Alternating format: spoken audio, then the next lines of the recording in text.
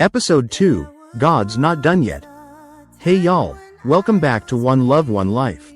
Picking up from last time, while I was stationed in Hawaii, I ended up getting married to a local Hawaiian woman. One thing about me, I love hard. And at that point in my life, I was in a low, vulnerable place.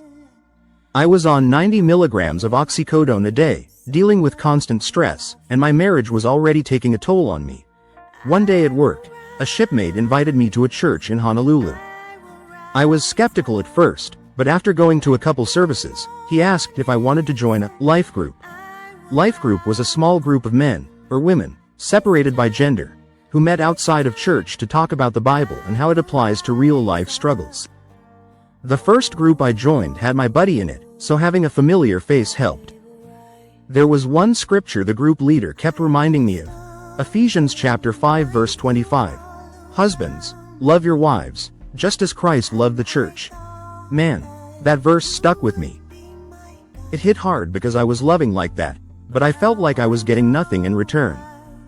I kept telling myself that if I just pushed harder, prayed harder, God would change her, and we'd be the family I dreamed of. But God had different plans.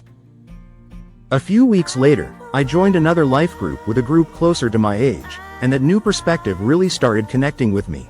But my personal struggles weren't over. I had a painful open wound and was still on heavy pain meds. It felt awful having to rely on my wife just to help clean the wound or make dinner. Around the same time, my buddy Sully got out of the Navy. He had a newborn and nowhere to go, so I offered them my extra bedroom. No way I was gonna let a baby end up homeless. The girls got along, and Sully helped where my wife wouldn't. But then came the late nights at the bar. At first it was just weekends, but before long, they were coming home at midnight, then 2 a.m., then 4 a.m. Tensions rose. Sully was especially stressed. His baby was weaning off breast milk, and mom was gone for hours. I'd help calm both him and the baby down. Eventually, Sully and his wife separated, and he got custody of his son. I wasn't in the right mindset to ask my wife to leave just yet, but I didn't realize how close the end really was. After weeks of emotional chaos, I reached out to my Navy chaplain for marriage counseling. I told my wife I'd come home after life group, cook dinner, and we'd have a real family night. But she never came home. Instead, Sully's ex pulled me aside and said, "Sit down. I need to tell you something." She told me my wife had been cheating on me for the last 5 months. With one of her just friends. Man, that was my breaking point. I told my command what happened, and they placed me on suicide watch over the weekend to make sure emotions didn't lead to something tragic. That weekend, I broke down. I cried, prayed, and finally made a decision. I flushed all my pain meds down the toilet and quit cold turkey. Not the safest move, but I was done letting pills control me. After that, I told Sully's ex and my wife to leave the house.